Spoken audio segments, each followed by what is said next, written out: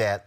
But there's some critical things we want to talk about. Let's bring in our panel right now. Dr. Avis Jones-DeWeaver, political analyst, Amisha Cross, political analyst and Democratic strategist, and also Preston Mitchum, co-chair Collective Action for Safe Spaces. Preston, I want to start with you. Go to my iPad just 1 second, Anthony. Let me pull this up for you. This is a tweet I just saw. An Associated Press scoop. In a letter to HHS Gov, Democratic lawmakers called for the collection of racial data in coronavirus testing and treatment as predominantly black and brown infection hotspots emerge across the U.S. Preston, that's critically important so we can understand how race is playing out when it comes to testing and treatment. Absolutely. First of all, thank you so much for having me, Brother Roland. You're absolutely correct. It is very important for testing and treatment. One of the things that I do want to share, though, in viewing that tweet that you just showed was that America is trying to be so used to coming in first place that we don't even realize when we're actually losing. When COVID-19, and it's important to be clear about what COVID-19 is and what it's not, because coronavirus is not new, but COVID-19 is. And the reason why that's important is because we don't actually know exactly how it will play out in black and brown communities. One thing that is true, and I was listening to your prior guest, and she's absolutely correct. One of the things that she specifically said was that, some parts of our community may not take COVID-19 seriously.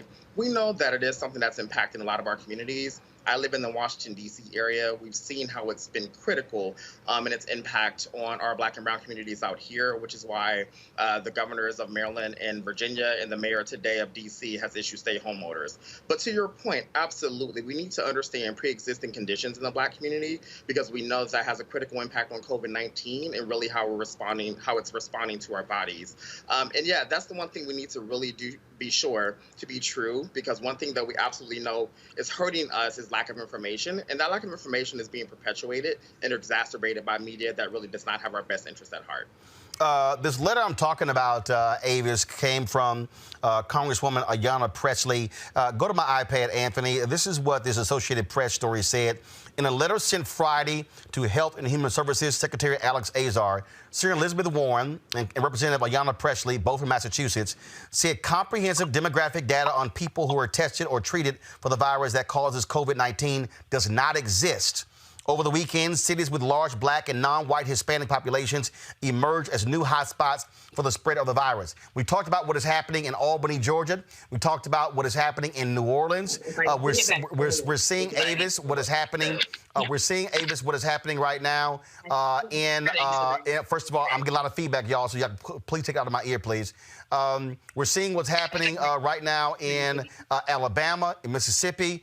We are about to see these southern states, these red states where a lot of black people live, Avis, impacted by coronavirus.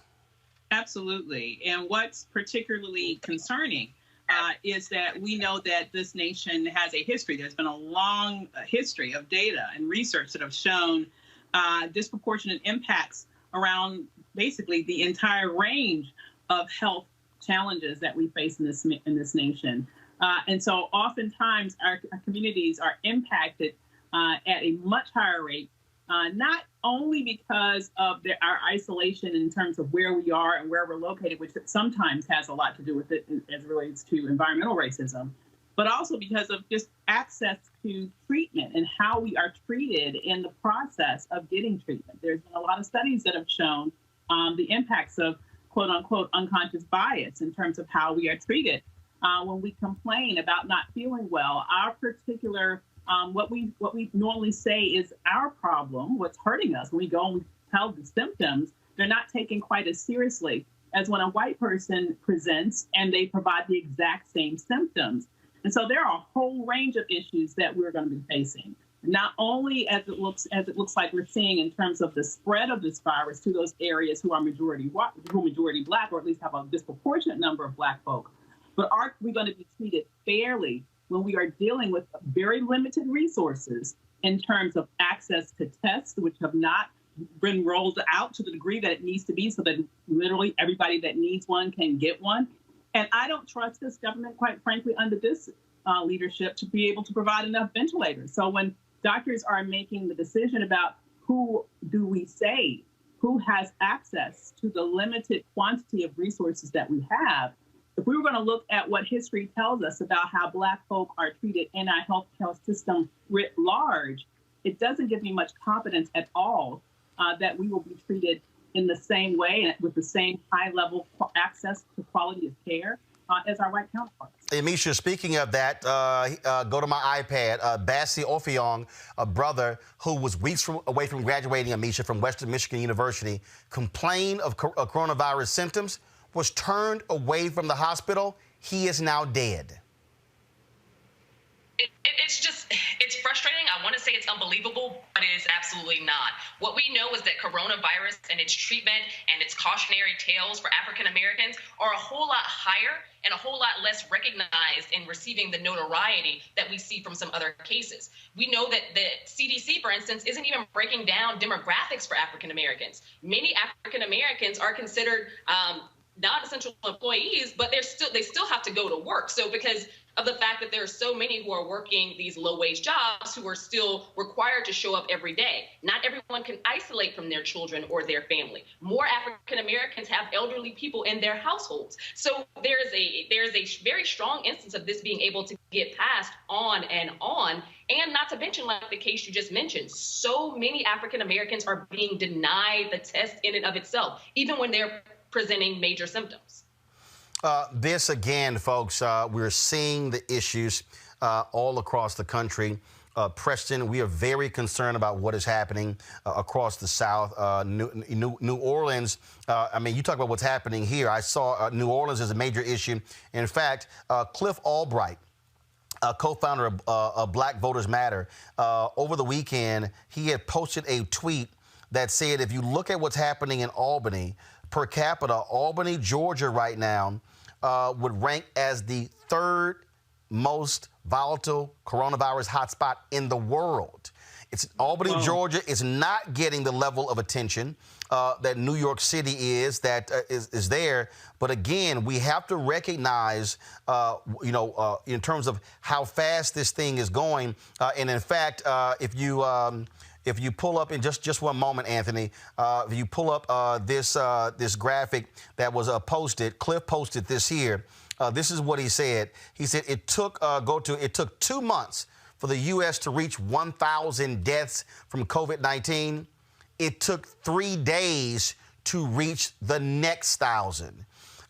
We had better be real concerned, Preston, about what's happening in the South, in places like Albany, Georgia, where their hospitals are being overrun. You get the mayor, Keisha Lance Bottoms of Atlanta, who talked about last week them being at max capacity in ICU. And you got this idiot in the Oval Office who's literally saying, hey, it's all good. We're ordering ventilators. Y'all still need equipment. I don't know why you need all these ventilators. 45, because I refuse to address him by his name, is absolutely ridiculous in how he's running or not this country. One of the things that we have clearly seen time and time again is the racist responses from this administration and how it impacts us on a daily basis. We've seen it time and time again, and we certainly are seeing it in how it's actually impacting our very lives of Black and brown people in a response to COVID-19. From ventilators to trying to force people to still go to work, to not issuing orders that actually would help our lives. We clearly see time and time again this administration is not caring about Black and brown communities or the South and the Midwest, of which Black people populate. I talked earlier about pre-existing conditions, and part of what we need to understand around the Black experience in this country is that people do not listen to us when we go into the hospitals, right? So there's been multiple studies that's even been done on Black women and pain assessment when it comes to pregnancy, which is why they've received medicines later, which is why we're actually, even when we're going to the hospital time and time again, we're not having access to treatment or prevention. When we look to New York City, even, right, as a hotbed for what's really happening in the country around COVID-19, the woman went 3 times before she could even access her first test. So again, we really know that this is not just playing out at the national level, it's playing out at the local and state level too. And we better start paying attention to the cities in the South, because if not, these numbers are going to continue to increase exponentially before finally this administration may step in and do something. I want to bring in Reverend Dr. William J. Barber right now. Reverend Barber, first of all, glad to have you here. the poor are the most vulnerable right now with what's going on, where you're hearing these stories about people being turned away. When you listen to the White House task force say, hey, the people we're trying to test are those with the worst symptoms, yet we're hearing about people not even showing symptoms dying. I mean, we are, and then you got Trump up here, you know, just so happy with testing. In fact, this was a question that was asked today by Yamiche Alcindor, PBS, and he's just touting how great testing is. Anthony, go to my iPad. I know South Korea better than anybody.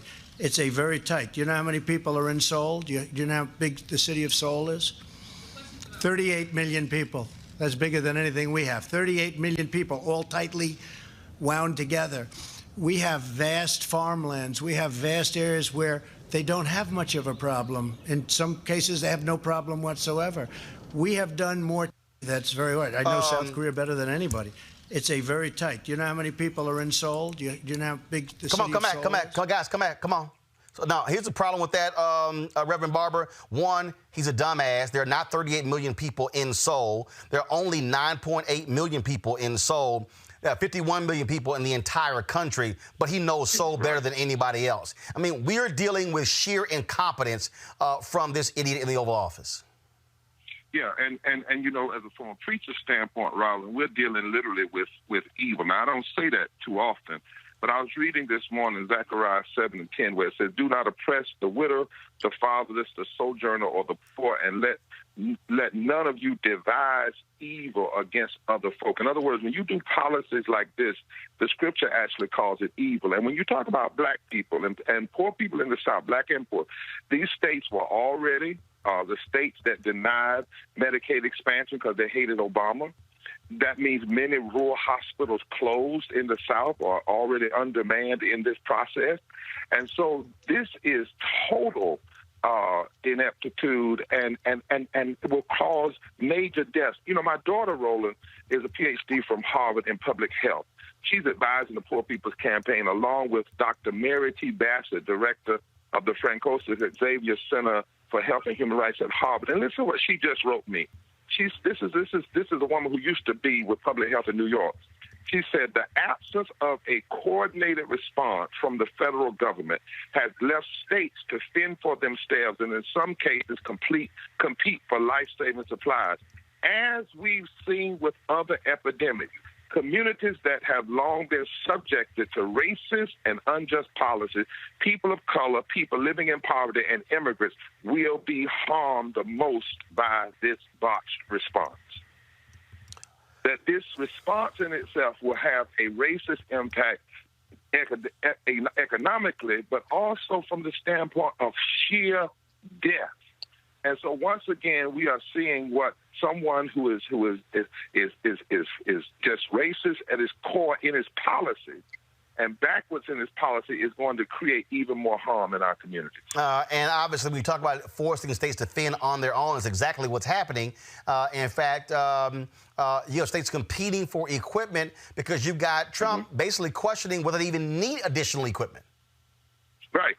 Not listening to because when I have talked, I have three public health people now advising us. They said the first thing you do, Roland, with an epidemic is you put eyes on.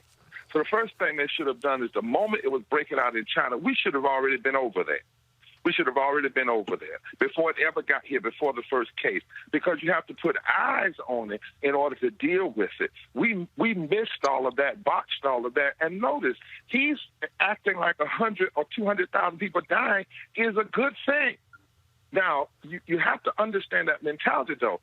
Before this ever broke out, 700 people are dying from poverty every day, 250,000 a year. And he claimed last year that the war on poverty was over, even though 61% of black people are poor and low wealth. So we're dealing with somebody who, and an administration that has, and an ideology that has a long history that really does not value other people's lives, and particularly poor people and minority people. You know, when I looked at this bill, you're talking about $2 trillion that he signed last week on top of $1.5 trillion for Wall Street a few weeks ago. Now, think about it. A few weeks ago, they were saying we didn't have money. We didn't have money for health care. We didn't have money for expanding living wages. All of a sudden now we have all of this money for the corporate. And there's a doctrine called the shock doctrine. Lady, you know that book. I think you told me about it. She wrote it in 27. She's a Canadian at 2007. And she said that what happens in disasters, in the midst of the shock, the greedy will use that shock to transfer more money into their own coffers. So what we had last week is $1 trillion bill, no provisions for permanent living wages. 54% of black people make less than a living wage. No provisions for paid sick leave for everybody. A lot of our people work in jobs, they don't have sick leave. No provision for health insurance for the uninsured. The majority of the homeless, the undocumented immigrants, the disabled, and prisoners, there was really nothing substantial in that deal. And anybody too poor to have filed taxes, a lot of our people won't even get the basic income that they're talking about you'll be able to have. And then lastly, that bill last week only delays eviction. You know where it says you get to put the eviction off for three months, but the bill is still being added up. So after the 3 months, you either have to have the money that you didn't have the 3 months and pay that. And there was no provision in there to stop people water from being cut off, even though to protect yourself from this disease, you need warm water and soap. Last thing I want to ask you before you go, I do want to get your thoughts on the passing of Reverend Dr. James Lowery. You know, the one thing I love about Dr. Lowery, Joseph Lowery, is we played his prayer at the benediction of the inauguration of Obama. And even in that prayer, he was prophetic. You know, he prayed in a way. In our traditions, he talked about the nation needing to repent. He stood bold and flat, but he didn't forget who he was just because he was at an inauguration. And that's the power of a Joseph Lowery. That's why his spirit must still be with us. I said on the other day, that's one of the reasons as we prepare for June 20th, 2020, to have this massive, historic online gathering of poor and low-wealth people, moral leaders, and their advocates like we've never seen before. We have to do it now because our elders, Doc, are moving on. Many of them have moved on, but we can't allow their spirit to move on. And I think about Joseph Lowery, and I think about how he stood up for Palestinian rights when a lot of other folk didn't. How he challenged presidents and challenged government and did not bite his tongue. And we have to understand that's the moment we're in now. We cannot be mealy-mouthed. We cannot just go along to get along. We have to be up front and frontal rolling like you do every day because people will die even the more if we are not true to who we say we are and call it out. All right. Appreciate it, Reverend Dr. William J. Barber. Thanks a lot. Thank you, my friend. All right. I do want to spend a little time and ask our panel this here. Yesterday, again, it's to show the sheer ignorance of this man who has an absolute disdain for black women, especially black women in the media. Yesterday, Yamiche Alcindor read Trump's comments back to him that he said and chose to attack her. Watch this. Mr. President, I have two questions. The first is, you've said repeatedly that you think that some of the equipment that governors are requesting, they don't actually need. You said New York might not need 30,000. You said it on Sean Hannity's Fox News. You said that why don't you some, people act? Let me ask you. You said why some don't states. Why don't you act in a little more positive? It's always trying to My question to you is, get you. And you know what? That's why nobody trusts the media anymore. My That's question why to you is, how is that going to impact? Excuse me, you didn't hear me. That's why you used to work for the Times and now you work for somebody else. Look, let me tell you something. Be nice. Don't Mr. be President, threatening. my question is, don't be threatening. Be nice. Go ahead. My question is, how is that going to impact how you fill these orders for ventilators or for masks? Your views that you're not going to, it's not going to impact you at all. We're producing tremendous numbers of ventilators. We're doing a great job on it. Mike Pence, our vice president, has headed up the task force, which has been incredible, the job they've done. We have everybody in the White House working on it. We have everybody in the...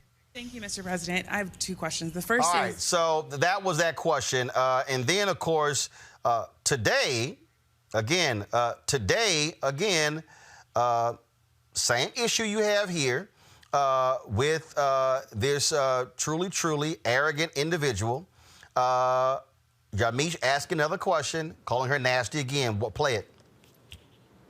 Per capita, as many people as other countries like South Korea. Why is that, and when do you think that number will be on par with other countries? Yeah, well, and it's very much on par. Look, per capita, we have areas of country that's very white. I know South Korea better than anybody. It's a very tight. Do you know how many people are in Seoul? Do you know how big the city of Seoul is? 38 million people. That's bigger than anything we have. 38 million people, all tightly wound together. We have vast farmlands. We have vast areas where they don't have much of a problem. In some cases, they have no problem whatsoever. We have done more tests. I didn't talk about per capita. We have done more tests by far than any country in the world, by far. Our testing is also better than any country in the world. And when you look at that, as simple as that looks, that's something that's a game changer. And every country wants that, every country. So rather than asking a question like that, you should congratulate the people that have done this testing, because this administration inherited a broken system, a system that was obsolete, a system that didn't work. It was okay for a tiny, small group of people, but once you got beyond that, it didn't work. We have built an incredible system to the fact where we have now done more tests than any other country in the world, and now the technology is really booming. I just spoke to I spoke to a lot. I'm not going to even mention. I spoke to a number of different testing companies today, and the job that they've done and the job that they're doing is incredible. But when Abbott comes out and does this so quickly, it's really unreal. In fact, one company I have to say that stands out in the job, and I think I can say this, I don't want to insult anybody else, but Roche. Roche has been incredible in the testing job they've done, and they're ramping it up exponentially. It's up, up, up, up. And you should be saying congratulations instead of asking a really snarky question, because I know exactly what you mean by that. You should be saying congratulations. We're talking about a nasty, despicable, shameful, horrendous, narcissistic, smart-ass Avis. That's what we're talking about here, who cannot stand black women. He has attacked Yamiche before. He has attacked April Ryan. He has attacked Abby Phillips. It is consistent how he attacks African-American reporters, especially black women. Absolutely. And I would just add to your list of adjectives: racist, sexist, and idiotic. And he is a salesman. I'm adding that because that describes what he just did. He tried to redirect. He tries to deflect and redirect these questions. You know, it could be that he's just so obtuse he doesn't know what per capita means. I'm going to give him the benefit of the doubt and suggest that he does, and he is intentionally deflecting that question because it undercuts his assertion and his lie that we are leading the world in testing, because we're not. We are lagging. And in terms of how he specifically spoke to her yesterday, using the phrase "you people," and every black person in America knows what that means, and then going from "you people" to saying that she was basically attacking him, it's also something that every black person in America knows, especially black women, having to navigate this charge of being an angry black woman when you're just being competent, when you're just doing your job, when you're just being intelligent. When it comes from this vessel, a vessel of black womanhood, is often seen as an attack, especially by people who are weak and less intelligent than you are.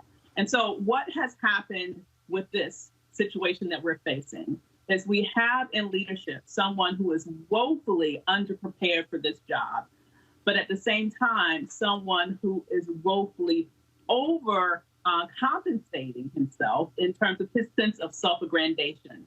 And he cannot admit that he is incompetent, and therefore all that he does is try to deflect, dissuade, and lie his way out of every situation, while specifically going out of his way to attack black women, especially in very vile, vulgar, racist, and sexist ways. Amisha, what we're seeing here is this whole deal. Hey, tell us we did a great job. What he wants massive ass kissing.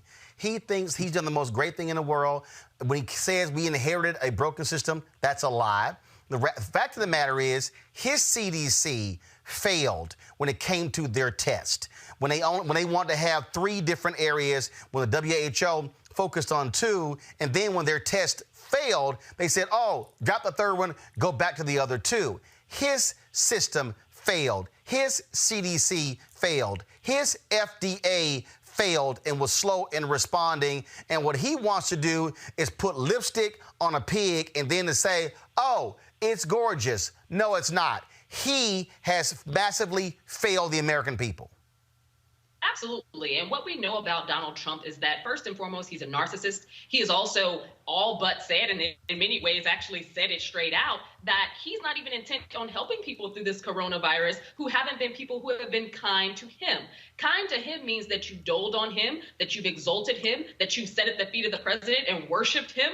He is someone who cannot take hearing his own words read back to him verbatim. It wasn't that Yamiche said anything that was out of line or out of order. She is literally asking questions that are derived from the exact things he just said, and he's taking offense. But she's not the only journalist who's come under that ire, as you pointed out earlier. He saves a special guise for journalists in general, but when it comes to African American women, he has a certain level of hate and a certain level of angst and berating that he has done consistently over the course of not only his time in the White House, but also on the campaign trail before he ever got there. He is extremely threatened by women in general, but he also has these racist tendencies that tend to come out very strongly and very evidently when he is speaking to Black women. This isn't anything new, but now it is on full display, and he did it just yesterday. He did it at a press conference today. I don't see it ending anytime too soon, and praise be to Yamiche for still being able to do her job and do it diligently. Even through the midst of all of this crisis time, but also being completely disrespected as a professional and as a Black woman. Preston, what we have to understand that people better be aware of, he is trying his best to pimp this pandemic, pimp this for personal use, for gain when it comes to the ratings, trotting out all these companies. We knew exactly what he's doing here. Game better recognize game, and what he is trying to convince people that somehow he's leading when in fact he is not leading, he is failing massively. And that's what he's done since we've known him, right? So this certainly isn't new to 2016 or 17, and this isn't new today. And I want to be clear, it isn't just him that's doing it. It's a lot of conservative lawmakers writ large that are using this moment to profit, and not only profit, are using this moment to really capitalize on the lives and bodies of Black people. Take Ohio, Texas, and Georgia, for example, right? We see these orders that have come through amidst COVID-19 that now, abortion suddenly isn't deemed as medically necessary or essential services, right? When obviously these are still part of the Southern and Midwestern states that have had this backlash of, anti-abortion politicians who've attempted to rule over the lives and bodies of women and pregnant people. And so, Trump certainly isn't alone, but racism usually has its friends, and its friends are white supremacists, and Trump is not alone in that as well. So Trump is, as you noted, attempting to put lipstick on a pig, but we still know what a pig looks and smells like. Bottom line, folks, we're going to call it out exactly how we see it. We know exactly what this is.